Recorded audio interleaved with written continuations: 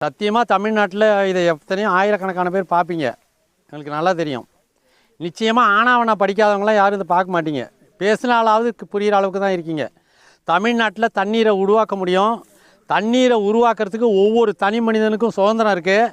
ஒவ்வொரு தனி மனிதனும் தனக்கு வேண்டிய தண்ணீரை உருவாக்கிக்க முடியும் அப்படின்னு நாங்களும் 6 வருஷமாக சொல்லிகிட்டு இருக்கோம்.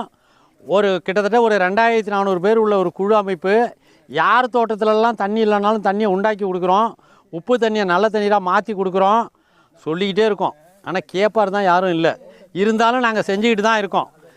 கிட்டத்தட்ட இந்த அரியலூர் மாவட்டம் டால்மியாபுரத்துக்கு பக்கத்தில் ஒரு 2-3000 ஏக்கர் பாருங்கள், கண்ணு கட்டின வரைக்கும் எல்லாம் மானாவாரி சோளம் விதைக்கிற பூமியில் மானாவாரி பூமியை வாங்கி அங்கே நீரை உருவாக்கி என்ன நெல் ஆத்தூர் கிச்சடி சம்பா விளைஞ்சிருக்கு பாருங்கள்.